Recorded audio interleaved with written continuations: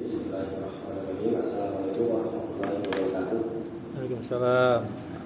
Innal hamdalillah nahmaduhu wa nasta'inuhu wa nastaghfiruh wa na'udzu billahi min shururi anfusina wa sayyiati a'malina. May yahdihillahu fala mudilla lahu wa may yudlil fala hadiya lahu. Asyhadu an la ilaha illallah wahdahu la syarika lahu wa asyhadu anna Muhammadan abduhu wa rasuluh. Amma ba'd. Kita lanjutkan kajian kita Bulughul Maram. Babnya masih tentang bab mandi, ya. Bab mandi dan hukum junub, ya. Babul ghusli wa hukumul junub. Hadisnya nomor 124. Nah, ya, terakhir apa ya 123 kan? Saya bacakan. Wa an Aliin radhiyallahu anhu qala kana Rasulullah sallallahu alaihi wasallam yuqri'una al-Qur'ana ma lam yakun junuban. Rawahu khamsah wa hadza lafzu Tirmizi. Di situ wasahhahu apa wa hasanahu? Ya, wa hasanahu wa sahahahu Ibnu Hibban. Wa Ali dan dari Ali radhiyallahu anhu, semoga Allah meridhoinya, qala, dia berkata, kana Rasulullah sallallahu alaihi wasallam yuqri'ul Qur'ana. Rasulullah sallallahu alaihi wasallam biasa membacakan kepada kami Al-Qur'an malam yakun junuban, selama beliau tidak junub. Rawahu khamsah, diriwayatkan oleh Imam yang 5, wa hadza Tirmizi, dan ini adalah lafaz Imam Tirmizi, wa hasanahu, dan Imam Tirmizi menghasankannya, wa sahahahu Ibnu Hibban, dan Ibnu Hibban telah mengesahkannya. Ini ada catatan kaki. Rawal Bukhari, dari Imam Bukhari telah meriwayatkan an Ibnu Abbas, dari Ibnu Abbas, anahu, bahwa Ibnu Abbas lam yara bi qira'atil Qur'ani lil junubi ba'san, bahwa Ibnu Abbas itu tidak memandang bahaya dan memandang buruk pembacaan Al-Quran ketika junub. Bapak takut dalam min hadis Aisyah, dan sesungguhnya telah terdahulu dari hadis Aisyah, nanti hadis 84 kita lihat kembali. Annahu sallallahu alaihi wasallam, bahwa sallallahu alaihi wasallam kana yadhkurullaha ala kulli ahyanihi. Rasulullah sallallahu alaihi wasallam biasa berzikir kepada Allah di setiap waktunya. Nah, jadi hadis ini banyak ulama melemahkan hadis ini. Di antaranya adalah Imam Syafi'i. Imam Syafi'i berkata, ahli hadis, para imam-imam ahli hadis, la yasbutunahu, tidak menguatkannya. Jadi hadisnya dipandang lemah. Di dalamnya itu ada rawi yang bernama Abdullah bin Salamah. Ini rawi yang diperselisihkan. Rawah hadzal hadis ba'dama kabura. Dia, Abdullah bin Salamah, meriwayatkan hadis ini ba'dama kabura, setelah dia telah tua. Fattaghayyara, sungguh dia telah berubah hafalannya maksudnya. Itu ini di kitab Relator dijelaskan. Jadi diperselisihkan tentang hadis ini. Nah, kalau dia meriwayatkan sebelum tua dan sebelum berubah hafalannya dipakai. Tapi hadis ini diriwayatkan setelah dia telah tua dan telah berubah hafalannya. Itu sebab kelemahannya. Nah, jadi maksud hadis ini, kalau kita bahas maksudnya, Rasulullah membacakan Al-Quran selama beliau tidak dalam keadaan junub. Ini berupa sabda perbuatan. Semata-mata perbuatan Nabi tidak menunjukkan wajib, kecuali kalau ada perintah. Jadi kalau tidak ada perintah, ini semata-mata perbuatan Nabi yang tidak menunjukkan wajib, dan hadis ini juga lemah, maka kita kembalikan ke hukum asal. Jadi tidak ada larangan. Dan secara umum di hadis 84, kana yazkurullaha ala kulli ahyanihi. Nabi biasa berzikir kepada Allah di setiap waktu membaca Al-Quran, termasuk zikir Allah. Jadi tidak mengapa dia membaca Al-Quran dalam keadaan junub.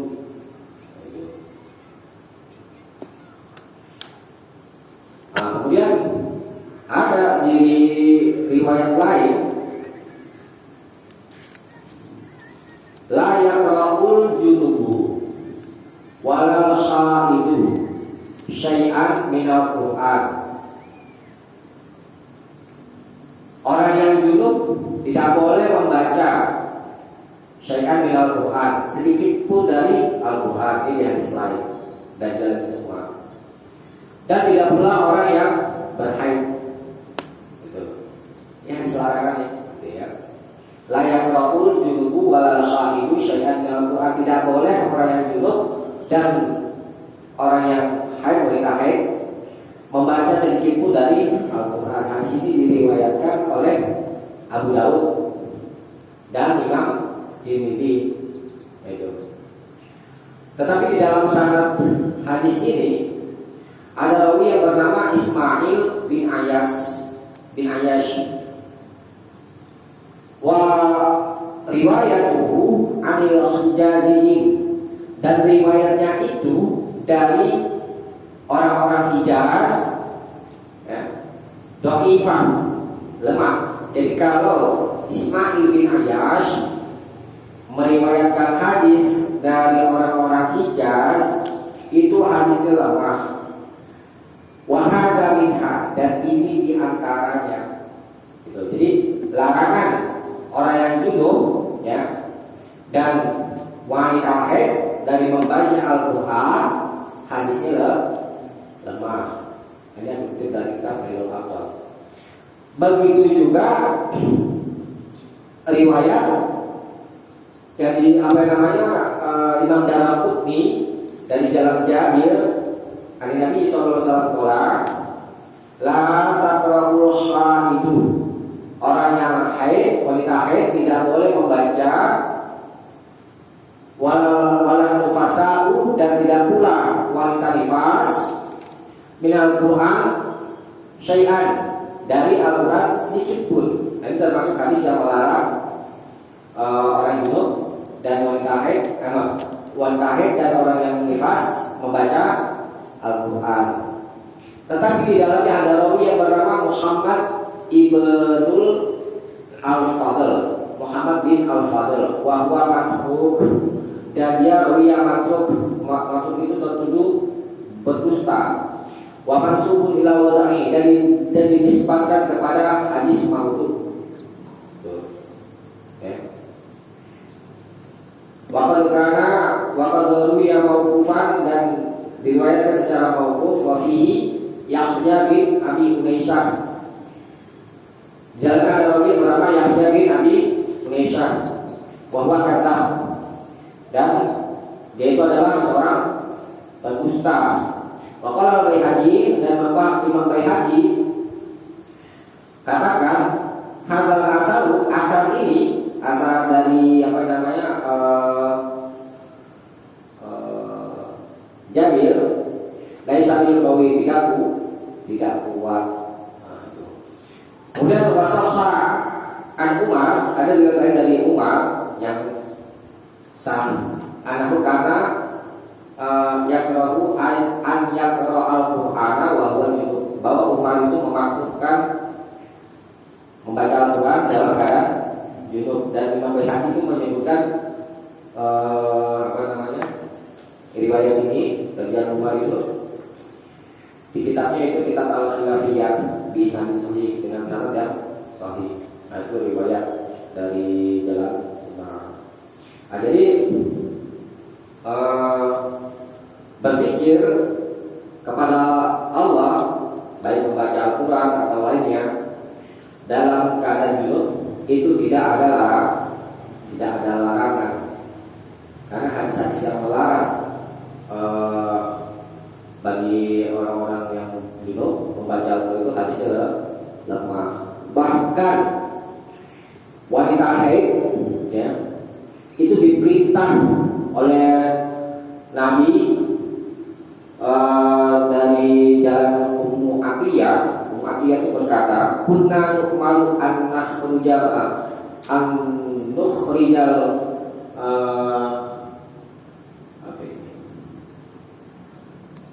kami diperintah supaya mengeluarkan riyadu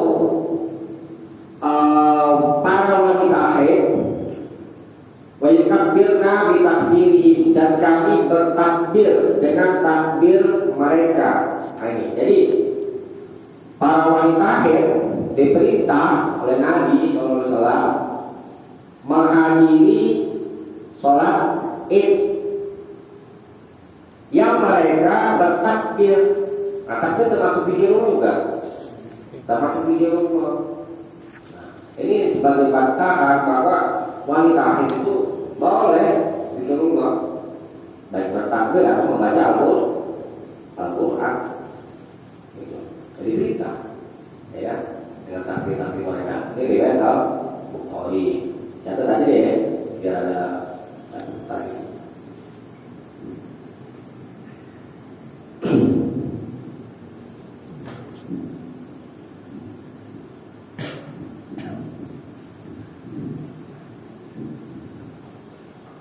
Hadis 124 ini dicatat, fihi, di dalamnya Abdullah, ada orang yang bernama Abdullah ibni Salamah.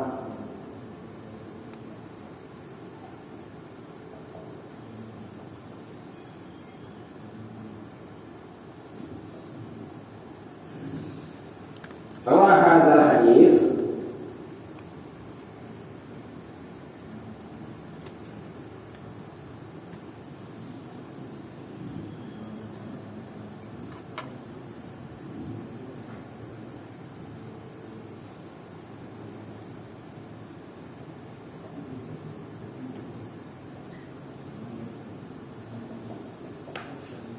dia meriwayatkan hadis ini ba'dama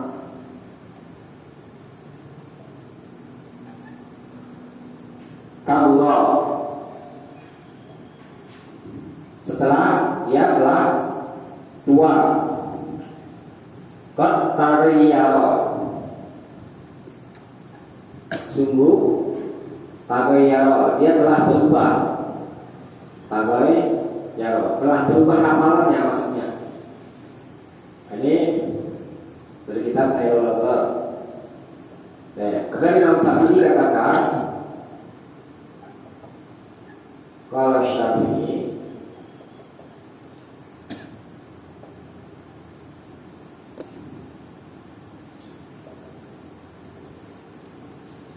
ahlul hadis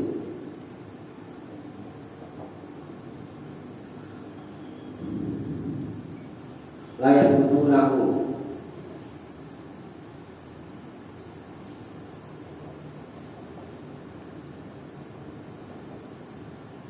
tidak menguatkannya. Itu sebab kelemahannya.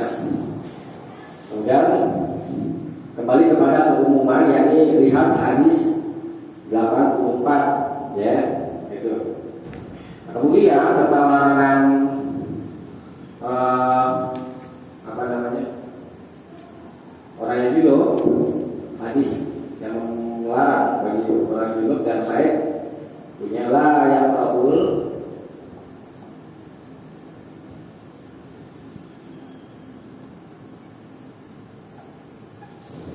junub, orang yang junub tidak boleh membaca walal khaidu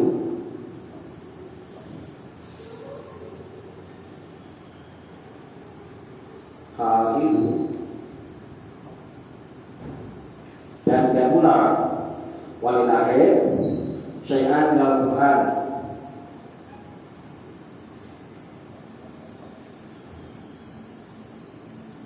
Syai'an minal Quran.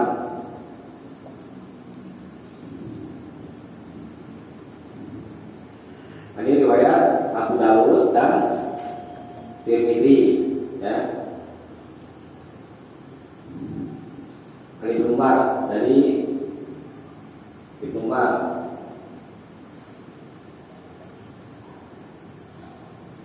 Dari Ibnu Umar. Di dalamnya, di dalam sanadnya ada Ismail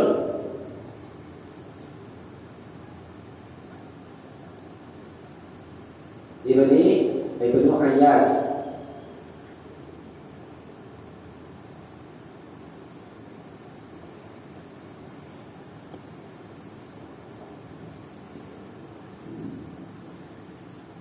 Warwatuhu dan riwayatnya, wariwayatuhu dan riwayatnya Anil Hijaziyin, Anil Hijaziyin,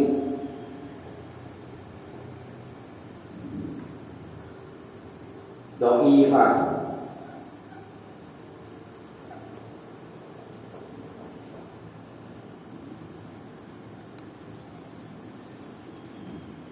Wahada minha,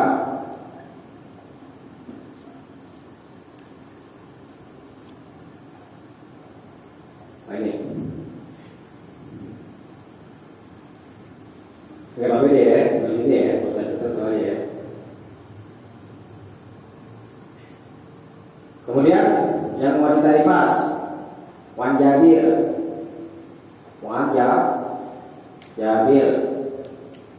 Ali Nabi, foto aja bang ini, Mbak. Nabi Sallallahu Alaihi Wasallam, qala la taqul khaidu,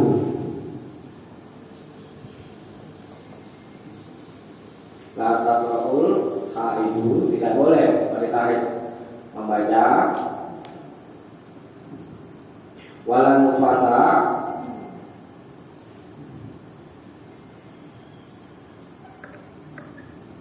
dan tidak pula wanita nifas membaca minal Quran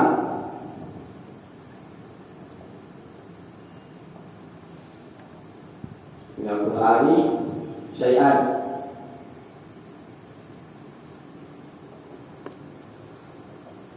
sedikit pun. Ini riwayat Ad-Darqutni.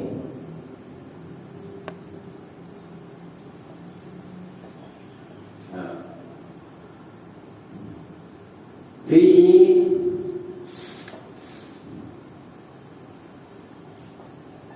di dalamnya ada rawi yang bernama Muhammad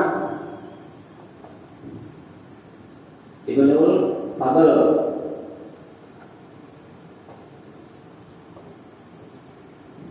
wa huwa matruk.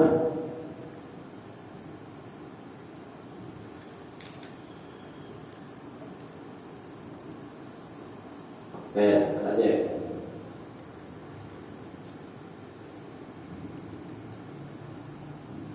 Kemudian Qala Ummu Atiyah,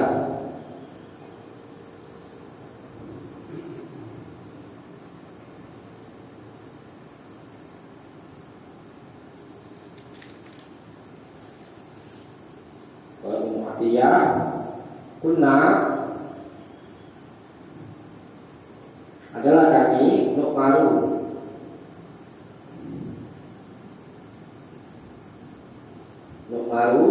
diperintah an-nukhrijal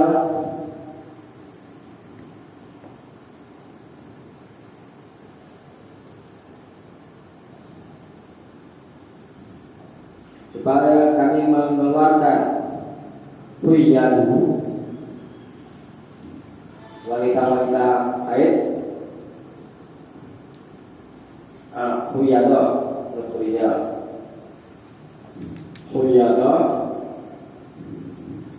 fayukabbirna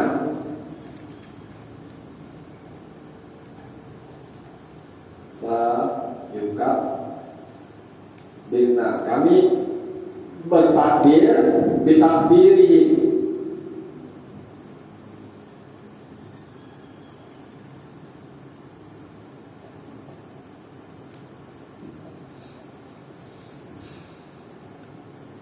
kami bertakbir bersama takbir mereka. Ini Al-Bukhari kok singkat itu zikrullah wanita haid boleh zikrullah berzikir, boleh juga baca Quran.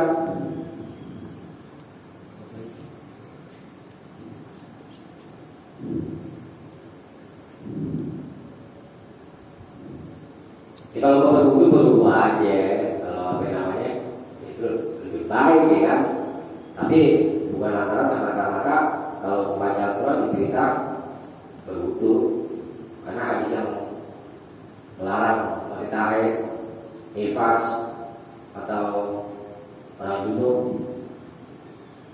dilarang membaca Al-Quran itu ya, itu hadisnya lemah. Saya ya. Coba dibaca ringkasan dulu deh. Ringkasan hadis 124. Hadis lemah. Maksud tidak boleh membaca Al-Quran ketika junub. Hukum sebenarnya mubah.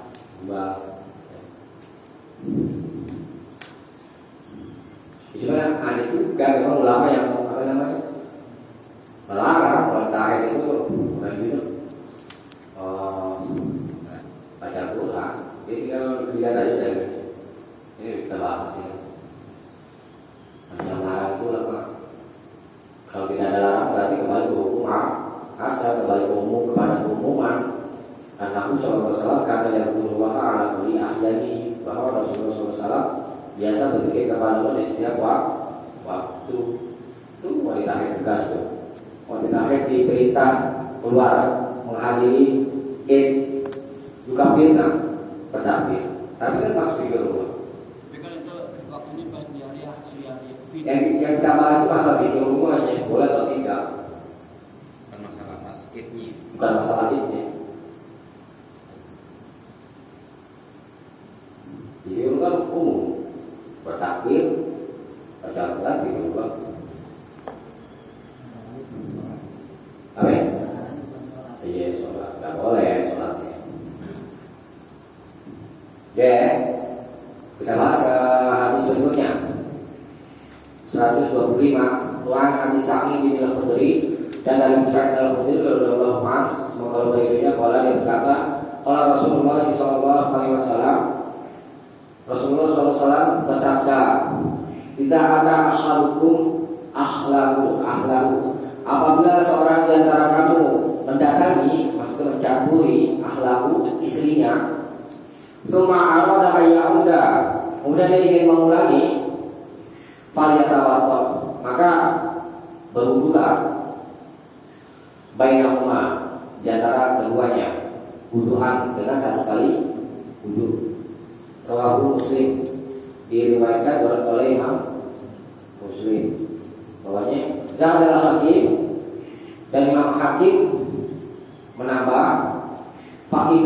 ansyatu lil audi, karena sesungguhnya dia itu ansyatu lebih menyegarkan lil audi kepada pengulangan. Ini harus cabut suami istri mau mengulangi lagi diperintah berduduk. Itu mana perintahnya? Perintahnya lafaz ya fal ya tawaddo. Iya, maka bergula. Mengasal perintah apa ya hukumnya? Wajib. Kalau berdasarkan hadis ini, hadis 125, maka berwudu wajib. Tapi hadis ini kita bahas hukumnya dulu ya, hadis sisa.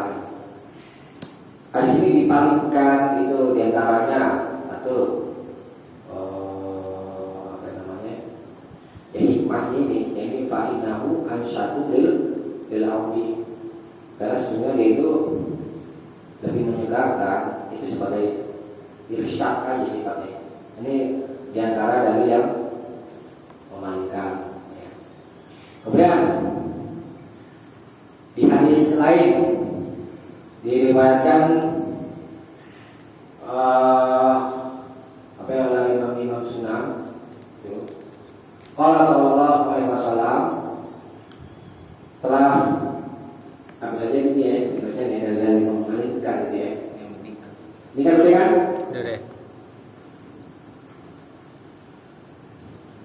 Kayak ulama dulu habis nulis langsung ngapal.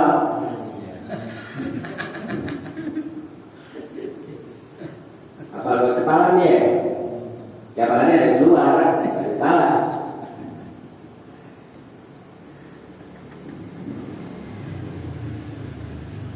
Qala sallallahu alaihi wasallam, Innama umirtu hanyalah aku diperintah. Umirtu diperintah berwudu,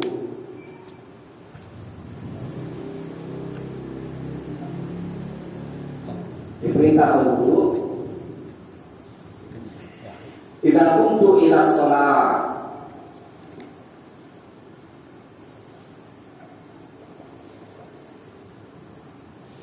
apabila aku mau berdiri untuk sholat. Nah ini dari memalingkan.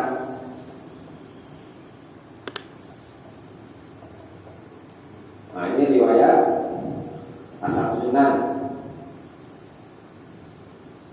Hadisnya sahih. Sahih Ashab Sunan.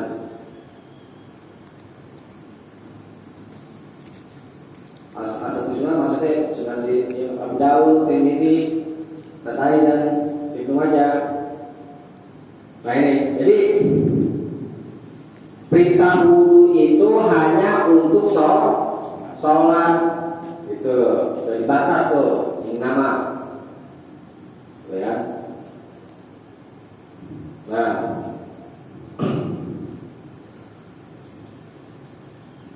kemudian di antara dari memalingkan juga An Aisyah. Jadi dua ya yang ini ya. Yang pertama yang hadis 126 itu hikmahnya. Yang kedua yang ini. Yang ketiga An Aisyah. An Aisyah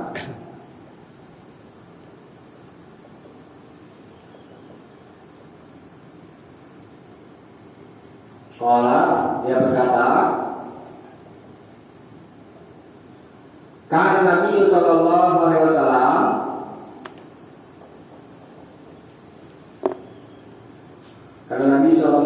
wasallam yujami'u,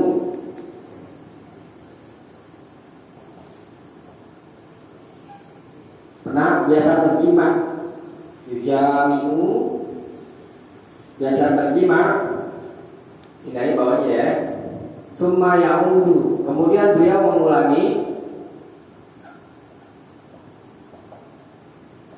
Kemudian beliau mengulangi wala yatawaddo,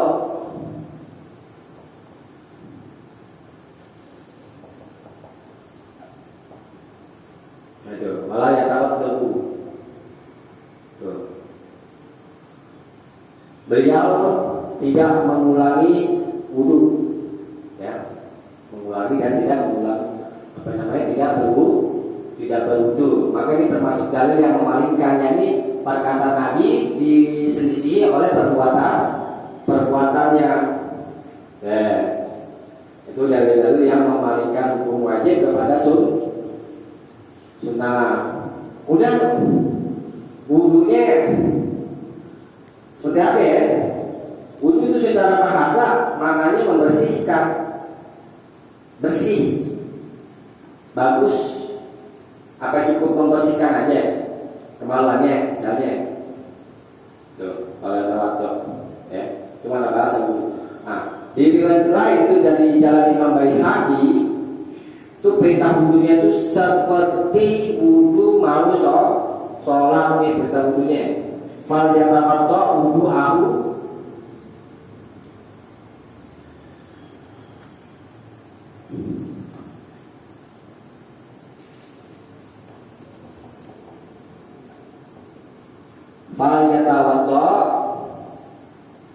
dan berwudulah wudu'ahu seperti wudunya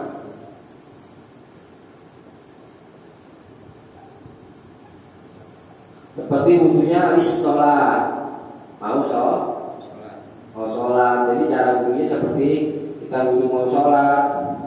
Ini riwayat Imam Baihaqi lis-sholat.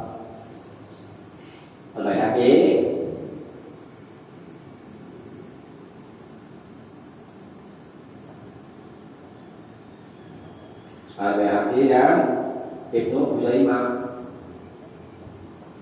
Dan Ibnu Huzaimah. Ini cara wudunya seperti wudu mau sholat, ya segar, ya bos.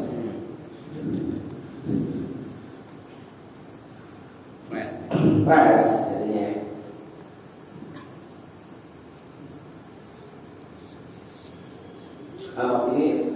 Ini ya, masih belum ditulis di riwayat ini. Dan ini atau hawi dan atau hawi riwayat atau hawi.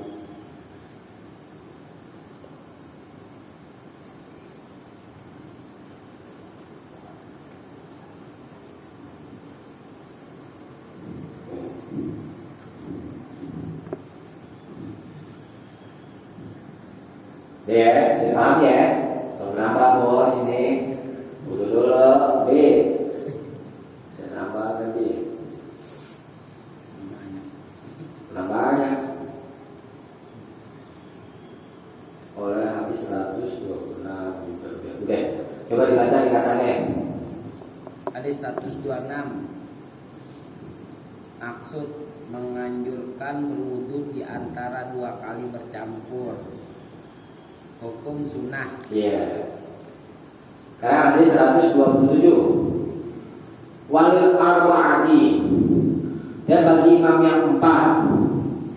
An Aisyah, dari gelar Aisyah radhiyallahu anha, semoga Allah meridhoinya, qalat, dia berkata, kana Rasulullah sallallahu alaihi wasallam yanamu, Rasulullah sallallahu alaihi wasallam biasa tidur wa huwa junub, dalam keadaan junub, min ghairi ayyamassa ma'an, min ghairi tanpa ayyamassa, beliau menyentuh ma'an, air, ya, tanpa menyentuh air. Wa huwa ma'lul, tetapi hadis ini ma'lul, ada cacat.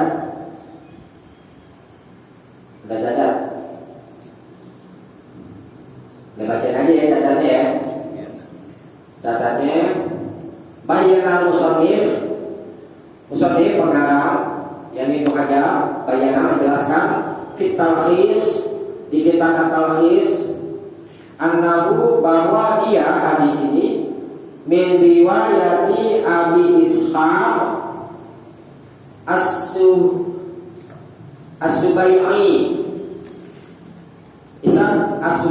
Abu Ishaq As-Subai'i Al-Aswad dari Al-Aswad An Aisyah dari Aisyah. Qala Ahmad, Imam Ahmad berkata, inahu, sesungguhnya dia hadis ini laisa bisahih, tidak sah. Qala Abu Daud, dan Abu Daud berkata, inahu wahmun, sesungguhnya hadis itu wahmun, ada kekeliruan. Li'anna Abu Ishaq lam yasma'hu minal aswadi, karena sesungguhnya Abu Ishaq tidak mendengar hadis ini minal aswad, dari al-aswad. Wa qad sahhahahu Baihaqi, tapi Imam Baihaqi telah mengesahkannya. Wa qala, dari Imam Baihaqi berkata, inna Abu Ishaq, sesungguhnya Abu Ishaq telah mendengarnya sami'ahu minal aswadi, dari al-aswad. Jadi sudah bersambung sanadnya. Jadi kalau dalam susunan yang bermasalah ya, Aisyah, Aisyah, ya, sampai kepada Abu Aswad, Abu Ishaq, ya, Abu Ishaq, apa ini? As-Subai'i,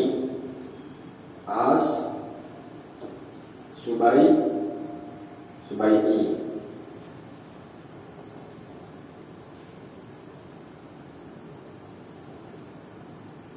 As-Subai'i.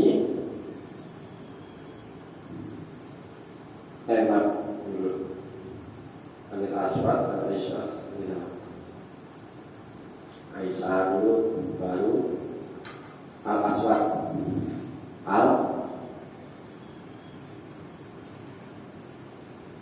Al-Aswad baru nyampe. Jadi gini, di dalam hadis ini yang diperbincangkan itu Al-Aswad dan Abu Ishaq.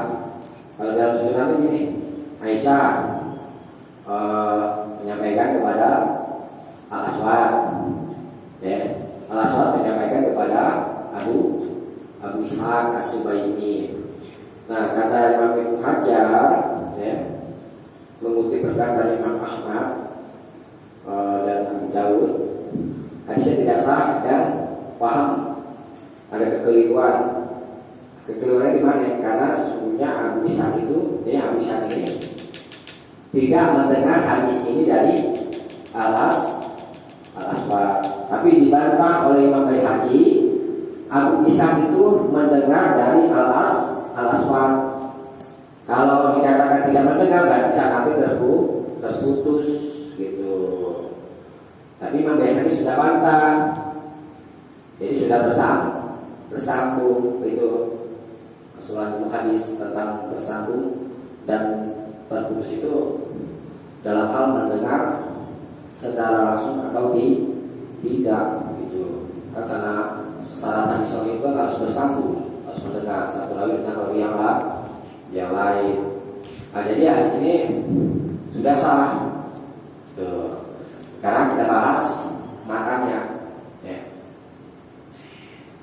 Nah, matan hadis ini Nabi tidur, biasa tidur dalam keadaan junub. Min ghairi ayyamassama'an, tanpa menyentuh air. Nah, air di sini sifatnya mutlak. Ini kan sifat kirah, ya. Apakah yang dimaksud air mandi atau air wudu? Gitu. Jadi tanpa Nabi biasa tidur dalam keadaan junub, bisa dipahami tanpa berwudu dulu, bisa dipahami tanpa mandi dulu, sifatnya masih mutlak. Itu lafaz ma'an. Ini kan najas, ya kan. Nah, di apa namanya di dulu ya, di riwayat lain. Nah,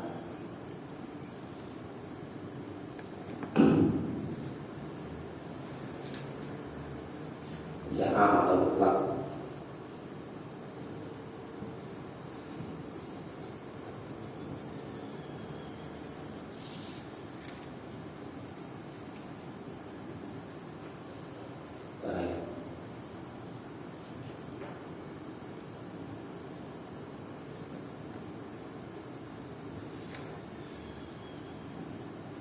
Ada bacain aja ya, banyak soalnya. Kita bahas apakah di sini ma'an itu maksudnya wudu atau mandi itu maksudnya. Ani bin Umar dari Umar annahu sa'ala Nabi sallallahu alaihi wasallam, bahwa Ibnu Umar pernah bertanya kepada Nabi sallallahu alaihi wasallam, ayana ahaduna wa huwa junub, apakah seorang di antara kami boleh tidur dalam keadaan junub? Qala na'am. Wa yatawaddo insya'a. Tapi dia berwudu kalau mau ke satu. Jadi sebab itu wudu disunahkan gitu maksudnya. Ini riwayat apa namanya? Ibnu Huzaimah. Kemudian diriwayatkan juga Ali bin Umar juga dari Ibnu Umar, qala, dia berkata, ya Rasulullah, wahai Rasulullah, ayanamu, apakah boleh tidur ahaduna seorang di antara kami wa junub dalam keadaan junub? Qala, Nabi bersabda, na'am, ya, idza tawaddo, apabila dia telah berwudu. Ini riwayat al-jamaah. Kemudian Aisyah, dari jalan Aisyah, kata Rasulullah sallallahu alaihi wasallam, adalah Rasulullah sallallahu alaihi wasallam, idza arada ayyanama, apabila beliau ingin tidur wa huwa junub, dalam keadaan junub, ya, ghasala farjahu, maka dia mencuci kemaluannya, wa yatawaddo, dan berwudu. Wudu aku sholat, seperti wudunya mau sholat. Nah, hadis ini kan membicara tentang masalah wudu, ya kan? Kemudian riwayat lain, wa fi riwayat dari Bukhari, dan riwayat dari Imam Bukhari wa Muslim, tawaddo waksil zakaroka sumana, berwudulah dan cucilah kemaluanmu, kemudian tidur. Jadi berdasarkan hadis-hadis ini, yang dimaksud dengan ma'an, ya, jika dengan hadis-hadis tadi itu, yang dimaksudkan adalah mandi. Jadi Nabi biasa tidur dalam keadaan junub tanpa mandi janabah dulu. Paham nggak? Karena tadi di hadis yang saya bacakan tadi, Nabi anjurkan kalau mau tidur harus bercampur suami istri, disunahkan berwudu. Maka dari hadis itu menunjukkan lafaz ma'an ini yang dimaksudkan adalah mandi. Nabi biasa tidur dalam keadaan junub, ya, tanpa mandi dulu. Boleh tidur tanpa harus mandi dulu. Karena yang dianjurkan adalah berwudu, gitu. Saya paham itu, saya, gitu. Jadi boleh dalam keadaan junub tidur langsung, tapi dianjurkan berwudu, cuci dulu kemaluannya, baru berwudu sunnah. Nah, mandi janabahnya nanti habis bangun, gitu. Jadi ma'an di sini adalah maksudnya mandi, ya, ngakuin ma'an aja sampai begitu ya.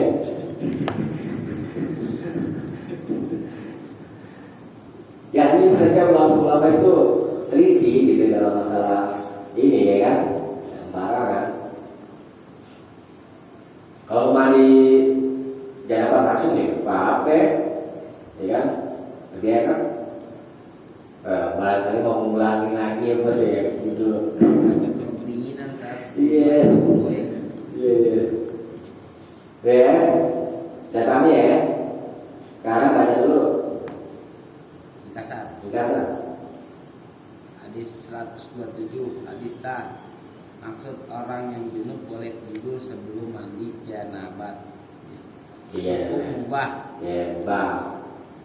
Boleh pilih mau mandi langsung sampai nanti aja mau tidur. Nah sekarang kita bahas cara mandi junub, ya. Cara mandi junub dari hadis 128 sampai 130, ya, tentang cara mandi. Pertama kita kembalikan dulu kepada pokoknya, yaitu Al-Quran. Coba dibuka surat ini An-Nisa. Yang lain kan kita bahas dengan An-Nisa, ya.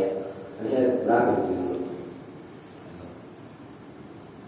Pertama ini surat ini, surat ayat 43. 43 coba lihat.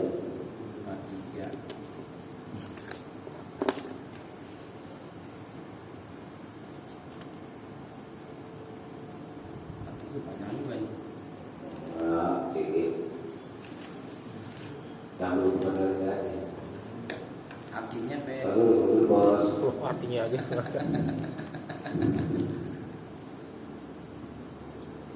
Ini saya ketiga. Hukum-hukum itu ada di surat An-Nisa dan surat Al-Maidah juga. Kalau di surat Al-Maidah kan wa in kuntum junuban fattahharu. Jika kamu junub, maka fattahharu, bersucilah. Bersuci ini kan maknanya mutlak. Bisa mandi, bisa maknanya mujmal gitu ya. Bisa mandi, bisa wudu atau yang lainnya. Fattahharu kan termasuk bersuci juga. Nah kemudian surat An-Nisa ayat 45 ini sebagai bayarnya yang menjelaskan gitu. 45 43 43 mana nih? Kita baca aja ya. Alhamdulillah masyarakat mereka. Ya ayyuhalladzina amanu, hai orang-orang yang beriman, la taqrabus sholata, jangan kamu mendekati sholat, maksudnya mengerjakan sholat. Wa antum sukara, ketika kamu dalam keadaan mabuk, hatta ta'lamu ma taqulun, sampai kamu mengerti apa yang kamu katakan. Nah ini wala junuban, dan tidak pula dalam keadaan junub, ila amili sabil, kecuali menyeberangi jalan lintas. Ini kita bahas ini. Hatta terkasilu, sampai di mereka sampai kalian itu mandi. Jadi batas akhir orang yang junub boleh sholat lagi kalau dia sudah mandi. Cara mandinya ditanya sini. Umum, ya, sifatnya meliputi mandi biasa dan mandi dengan cara-cara yang dijelaskan oleh Nabi di hadis yang kita bahas. Jadi hukum pokoknya adalah mandi biasa aja, ya. Misalkan hukum pokoknya ada di surat An-Nisa ya, dan surat Al-Maidah itu. Misalkan orang mandi biasa, ya kan? Tapi niatnya mandi janabah, ya. Habis junub mandi seperti biasa, tapi niatnya mandi janabah, maka itu sudah sah, gitu. Adapun tentang cara-cara yang diajarkan oleh Nabi SAW itu dihukumi sunnah. Yang lebih baik pakai cara ini, cara yang diajarkan oleh Nabi, gitu. Karena ada sunnahnya juga kan. Masih baru terus. 28. Kalau memang ada juga yang berpendapat cara-cara yang dikerjakan sama Nabi tentang mandi janabah ini dihukumi wajib. Ya, tapi ini bukan perbuatan Nabi. Coba ya. Ayat 28. Wa Aisyah, dan dari Aisyah radhiyallahu anha, semoga Allah meridhoinya, qalat, dia berkata, kana Rasulullah sallallahu alaihi wasallam, adalah Rasulullah sallallahu alaihi wasallam idza kasala minal janabah, Aitan kasala, yang apabila beliau ingin mandi janabah, ya berdahulu dia memulai. Ini di Jenefa tafsir ini merinci. Memulai fayam siru yadaihi, yaitu beliau memulai membasuh kedua tangannya. Summa yufrihu biyaminihi ala shimalihi. Kemudian beliau menuangkan dengan tangan kanannya ala shimalihi, di atas tangan kirinya. Fayaghsilu farjahu, lalu beliau mencuci kemaluannya. Summa yatawadda, kemudian beliau berwudu. Summa ya'khudhul ma'a, kemudian beliau mengambil air. Fayudkhilu asabi'ahu fi usuli sya'ar, kemudian beliau memasukkan jari-jarinya fi usuli sya'ar, ke pangkal-pangkal rambut. Summa khafana ala ra'sihi, kemudian beliau khafana menuangkan air ala ra'sihi, di atas kepalanya. Salasa khafanati, sebanyak 3 tuangan. Summa afadha ala sa'iri jasadihi, kemudian beliau afadha menuangkan, menyiramkan air ala sa'iri jasadihi, atas sa'iri seluruh jasadihi, jasadnya, kepadanya. Summa ghasala rijlaihi, kemudian beliau mencuci rijlaihi, kedua kakinya. Muttafaqun alaihi, disepakati oleh Bukhari dan Muslim. Wa lafdzu li Muslim, dan lafaz ini bagi Muslim. Kita baca dulu sekaligus ya, 1-2-1-30. Walahuma, dan bagi keduanya yang di Bukhari dan Muslim, min hadits Maimunah, dari hadis Maimunah. Tadi hadis apa itu? Aisyah. Qalat, kemudian berkata, summa afdha ala farjihi, kemudian beliau menuangkan air ala farjihi, atas kemaluannya. Wa ghasalahu, dan beliau mencucinya bishimali, dengan tangan kirinya. Summa daraba bihal ardha, kemudian beliau memukul, maksudnya menepuk atau menggosokkan biha, dengan tangan kirinya, akan kembali ke shimal, ardha, ke bumi, ke tanah. Wa fi riwayatin, dan di riwayat lain, famasahaha biturab, beliau mengusapnya. Mengusap apa ini? Tangan kirinya kembali ke shimalihi, biturab, ke tanah. Wa fi akhirih, dan di akhiran pekerjaan mandinya Nabi SAW itu, summa ataituhu, kemudian aku mendatangkannya, membawakan kepadanya bil-bil, sapu tangan atau handuk. Faraddahu, lalu beliau menolaknya. Fihi, dan di dalam hadis ini ada yang disebutkan waja'ala yanfudul ma'a biyadihi, dan beliau biasa mengibaskan, yanfudu mengibaskan atau menghilangkan al-ma'a, air, biyadihi, yang dengan tangannya atau yang di tangannya. Aja. Saya sekali kalau satu persatu ya. Dahulu satu persatu.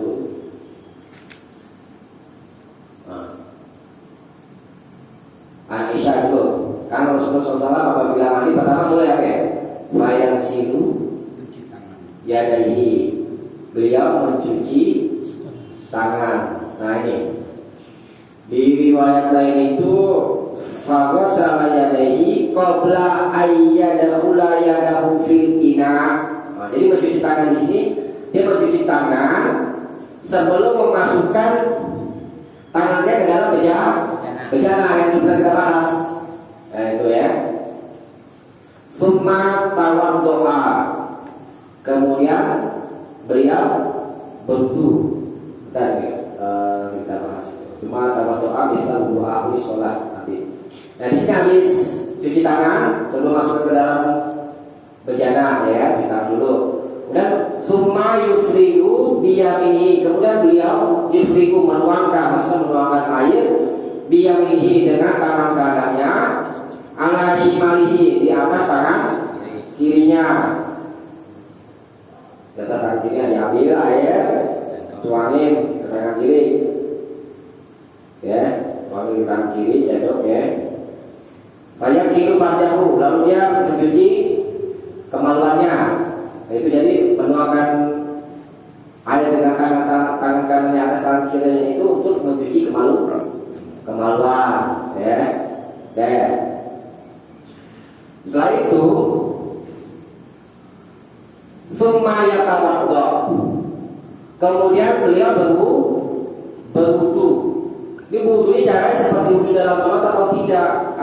Seperti wudu mau sholat, untuk sholat atau yang lain? Tadi summa yatawaddo misla wudu'ihi lis-sholat. Cara berwudunya itu seperti ya Gus ya? B, berapa B?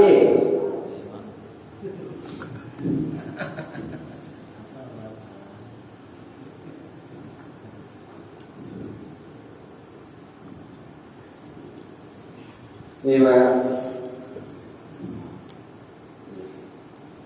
Pak salah sekalian dari Pak salah. Tadi Pak salah. Oh ya dari sekalian ada dia dari mencuci kedua tangannya. Qabla ayyadkhula. Qabla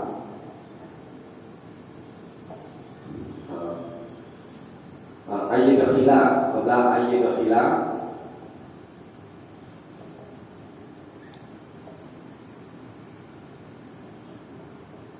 Sebelum dia memasukkannya yadahu fil ina, dia memasukkan tangannya fil ina ke dalam bejana. Kemudian mana itu tadi? Summa tawaddoa. Summa doa.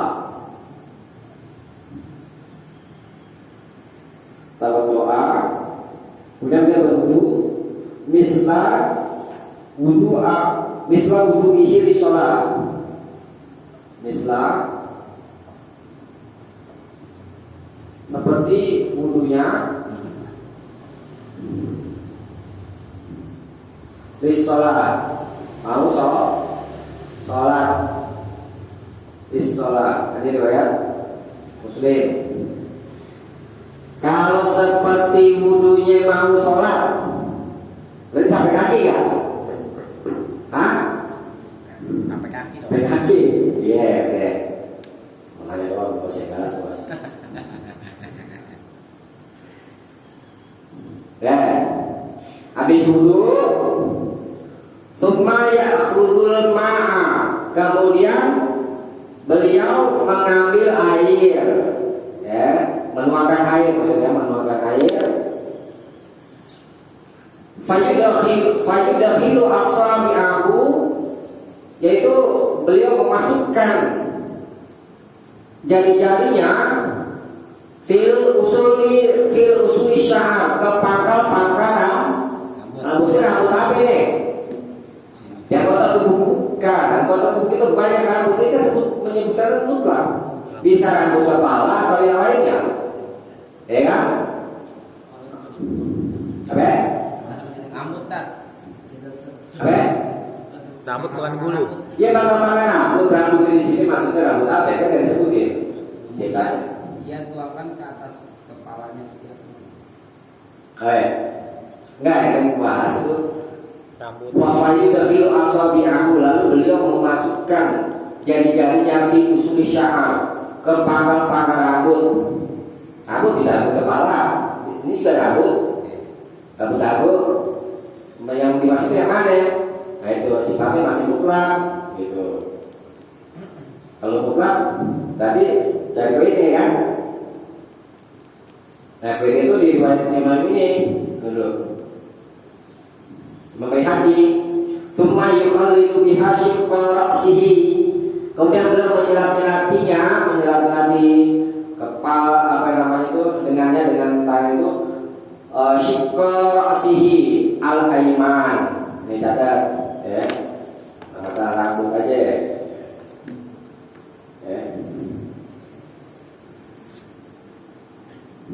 Summa yukhaliluhu. Itu saya paling punya pembalasan ini. Kemudian beliau menjelaskannya biha dengannya, biha dengannya, jika sisi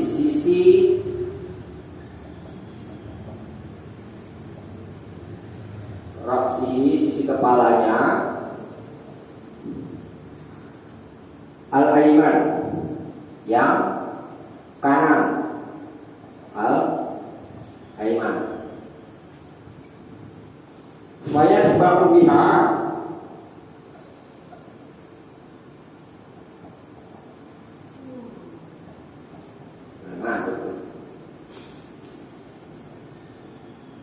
lalu mengirimi dengannya biha usul sya'ar, dengannya usul sya'ar, pangkal-pangkalan rambut.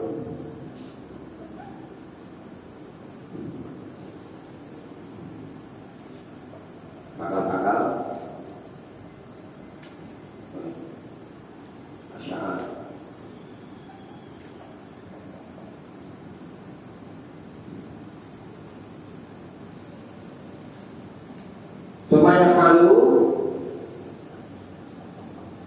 Summa yaf'alu, kemudian dia melakukan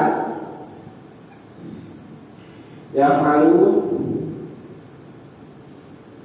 bisikil Aisyah,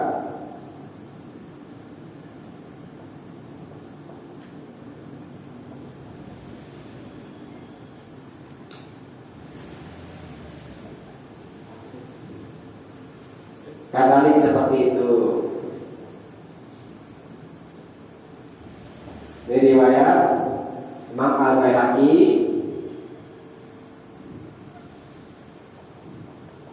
fil kubra, di Sunan Kubra maksudnya. Tuh. Jadi dimaksud dengan apa tadi itu?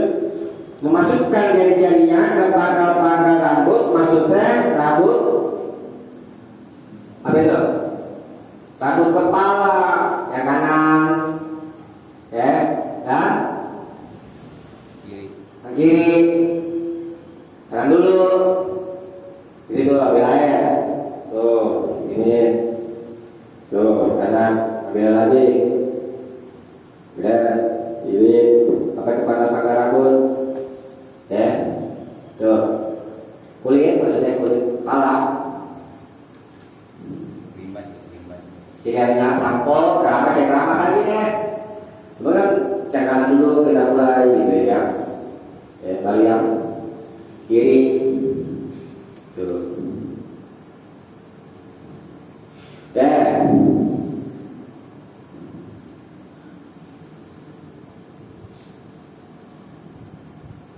Berikutnya ya. Ini yang mana? Summa hafana ala ra'sihi, kemudian beliau menuangkan ala ra'sihi ke atas kepalanya salasa hafanati. Kemudian dia menuangkan air, maksudnya menuangkan air di atas kepalanya salasa hafanati dengan 3 kali tuangan. Ini gimana nih? Beda sama yang tadi, sama yang apa itu? Fayyidul khiwasabi fi usuli sya'ar. Kalau yang tadi itu memasukkan ke sya'ar itu begini itu, apa di kepala itu. Ya, kalau yang ini hafana ala rasihi, itu ambil air, ya kan? Tuh, diginiin. Tuh. 1 2 3, mesti itu. Yang summa hafana ala rasihi salasa hafanatin. menuangkan air ke atas kepala sebanyak 3 kali tuangan. Berarti petang gini dulu ya. Iya, pertama gini dulu.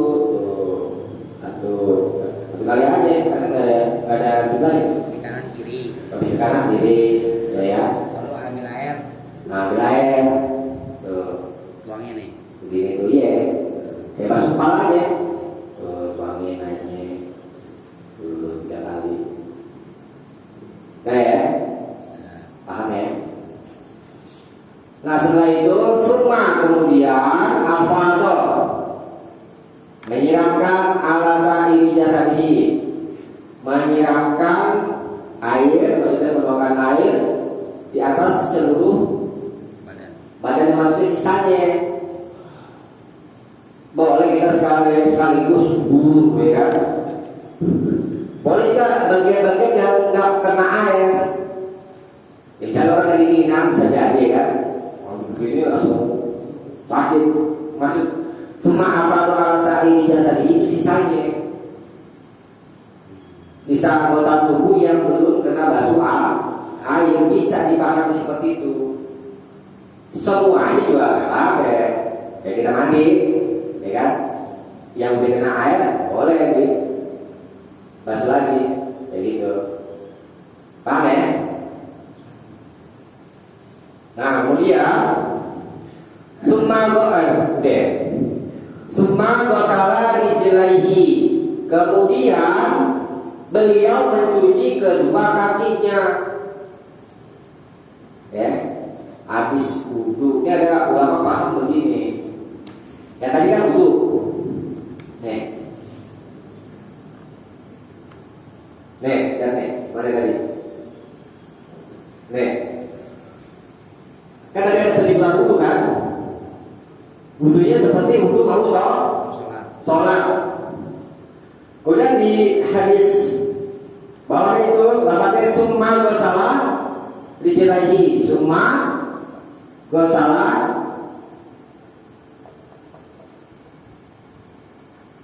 rijlaihi. Kemudian beliau mencuci kedua kakinya. Di sini ada pencucian kaki. Di wudu ada. Kan seperti wudu mau sholat. Nah, ini pakai summa, beliau terpisah. Summa ghasala rijlaihi, kemudian beliau mencuci kedua kakinya. Jadi pencucian kaki berdasarkan hadis ini, ya, ada 2. Tuh, di sini seperti wudu mau sholat, tentu kaki juga termasuk, ya kan? Di sini basuh kaki lagi. Jadi ada ulama paham mencuci kaki itu 2 kali. Yang pertama di dalam wudunya, yang kedua di akhir. Tuh. Nah, sekarang di riwayat Maimunah ini dari Aisyah kan? Dari Aisyah. Jadi ini sifatnya masih mutlak bisa dibilang dari Aisyah, dari Maimunah, Maimunah.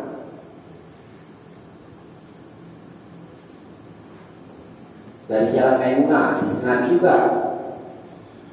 Qalat, ia berkata, summa tawat doa, kata Maimunah. Summa tawat doa.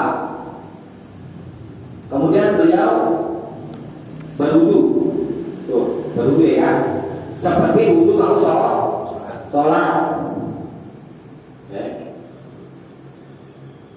Summa tawat doa wudu aku.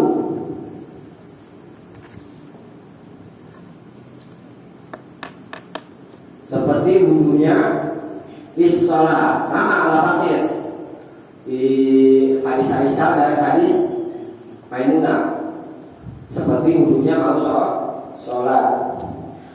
Ghayra rijlaihi, cuma ada tambahan di sini.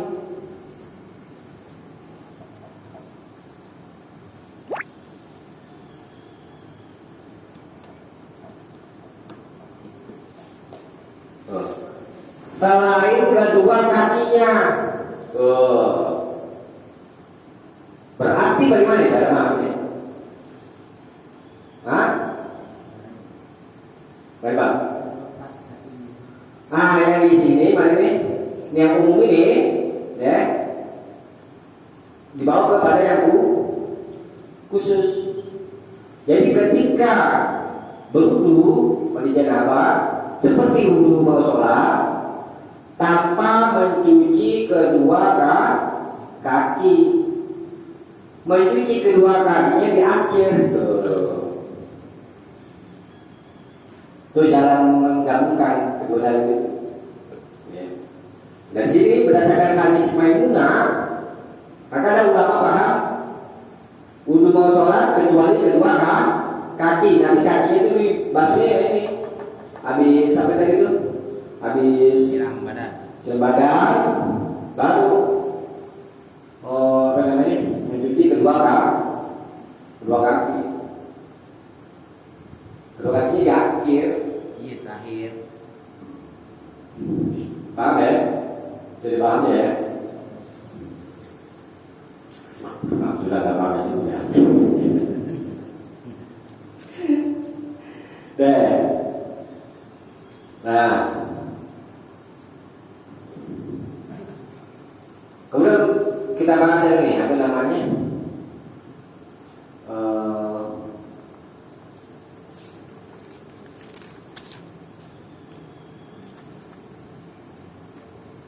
Yang hadis 129 ya.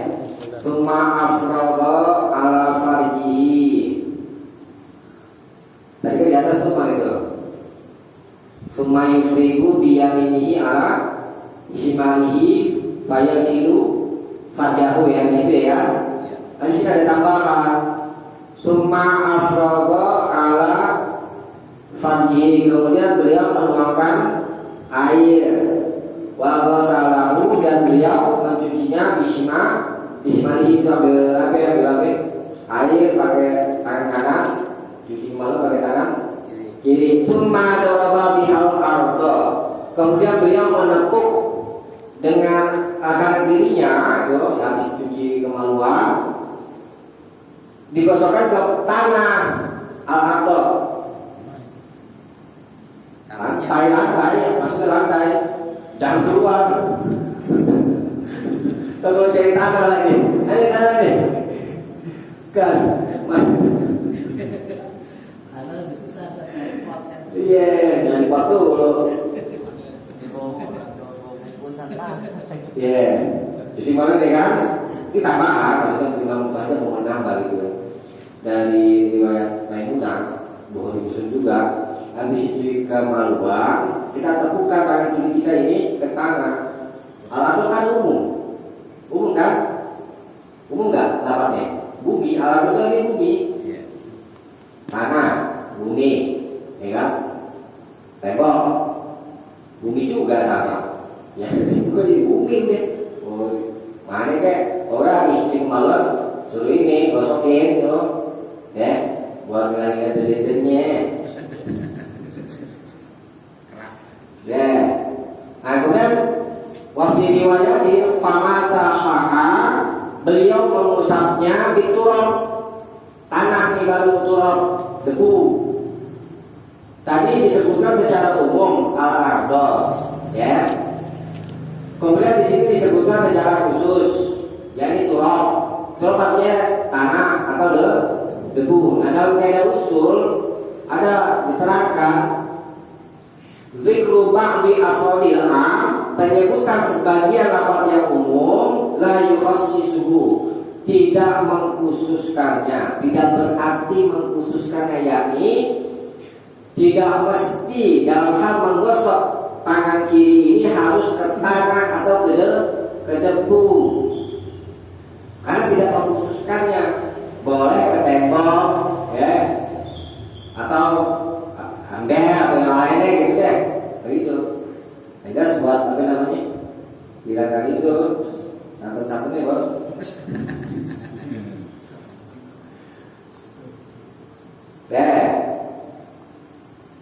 Gitu ya. Kata biturab ini tidak mengkhususkan, ya. Nah kemudian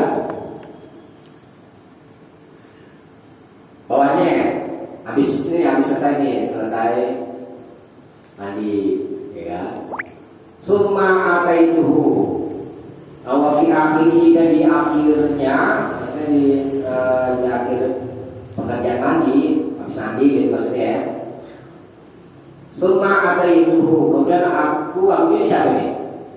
Maimunah, aku mendatangkannya atau membawakannya bil mindil, terutama atau handuk atau penyeka lah gitu ya, penyeka gitu.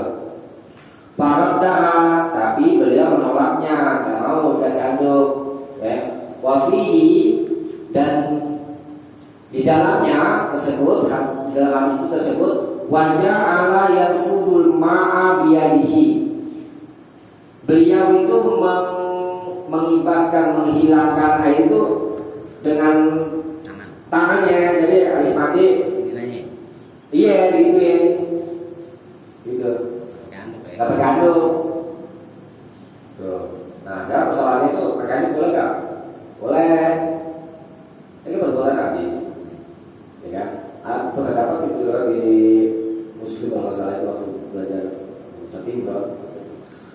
Ada Nabi itu apa namanya? Habis tadi handukan, tenang.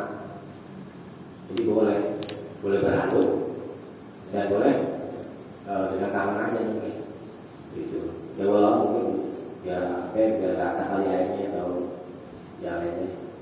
Bahkan baru satu riwayat yang Nabi itu pernah pakai handuk gitu. Gitu dulu deh bos ya.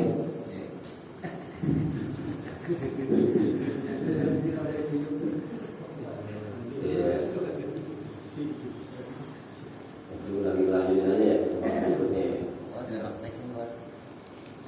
Masih ini dulu lah, praktek dulu. Ini kirim foto. Dulu. Aku deh ya, tiga lagi ya. Iya, habisin. Habisin aja ya. Kopi dulu dong.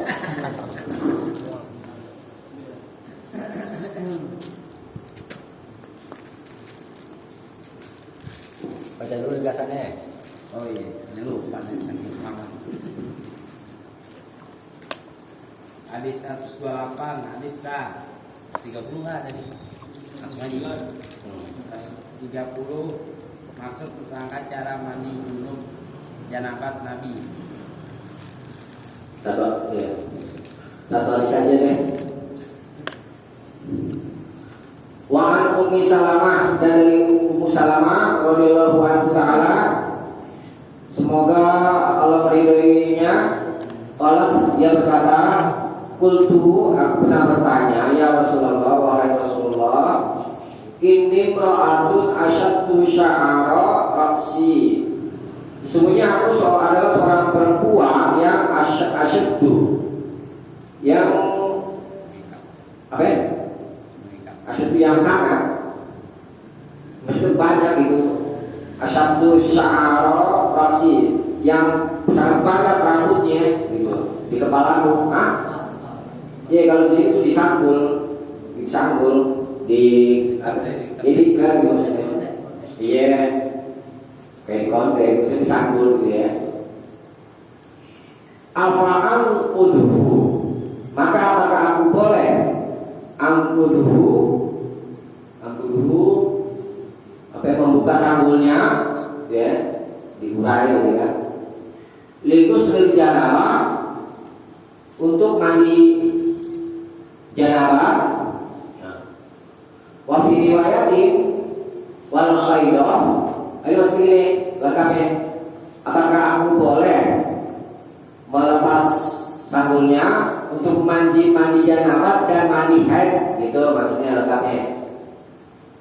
Qala, beliau bersabda, lah, nggak boleh.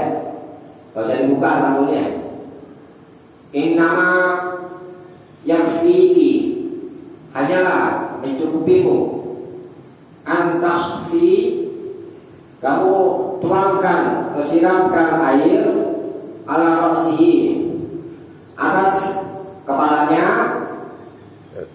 salasa hasayatin, sebanyak 3 kali siraman, ya, 3 kali siraman. Kalau Muslim riwayatkan oleh Imam Muslim. Nah, jadi kan tadi kan ada dalam hal masalah mandi janabah, ya, kan harus kepala-pala rambut kan, maksudnya pakar-pakar rambut itu harus digini kan, kayak orang nafas ya kan. Kalau wanita sanggul kan agak susah dia itu, ya. Jadi boleh untuk wanita yang disanggul itu ya kan, apa namanya, tidak disyaratkan itu harus iya menyelami itu ke pangkal rambut. Kucing boleh, kita kan bilang ke bisa juga kucing gitu kan, cukup apa namanya itu kayak itu 2 kali ya usaha pemakaran itu 3 kali, tidak usah di lepas yang itu ribet kali ya, bagaimana sih ya, nggak tahu itu. Jadi tidak wajib bagi memulai rambut atas wanita itu dalam hal mandi janabah atau mandi haid, dan disyaratkan harus sampai ke pangkal-pangkal rambut. Nah, kemudian ada di riwayat lain yang Aisyah itu ya, unqudi sya'araka wa tasili, ya. Nabi pernah bersabda kepada Aisyah, suruh apa nama itu, lepas sanggulnya, sanggul rambutnya. Unqudi sya'araka, kepada Nabi, lepaskanlah sanggul rambutmu, wa tasili, dan mandilah. Ah, bagaimana cara menjamaknya? Kan Nabi ada sabda di hadis ini kan, kata Nabi kan nggak apa kan, nggak usah dibuka, kan bisa.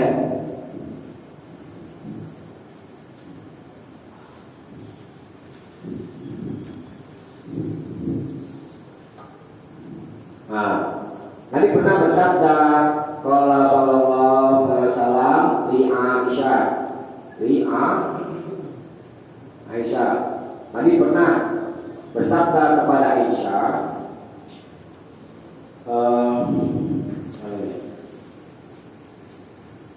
unqudi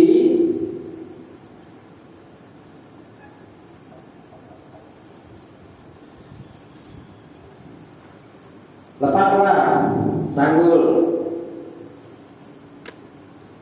sya'araka,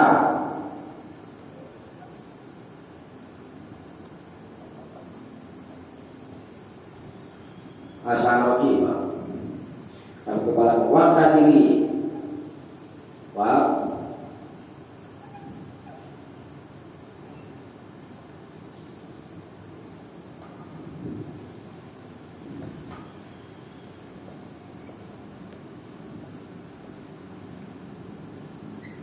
dan mandilah. Nah ini tadi Nabi bersabda nggak pakai, nggak dilepas sanggulnya, tapi di sini Nabi bersabda suruh lepas sanggul rambut. Nah, bagaimana caranya? Jadi ini coba kalau nggak salah itu, ini ketika Nabi mau haji atau umroh dari Pak ini ya.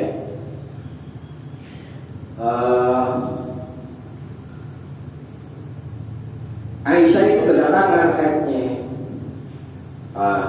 Jadi perintah melepas rambut di sini dan mandi di sini adalah tentang mandi biasa, mandi biasa, bukan mandi haid, ya, atau mandi junub, ya, bukan mandi haid.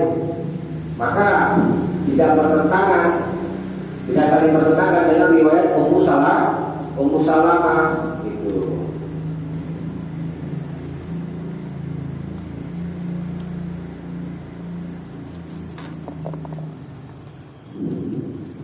Jadi boleh wanita yang disanggul rambutnya nggak dilepas itu sanggulnya.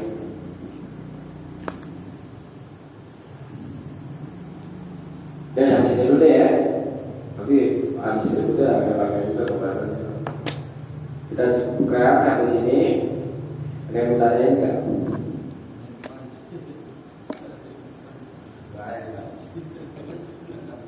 Cepat lagi ya. Tutup dulu.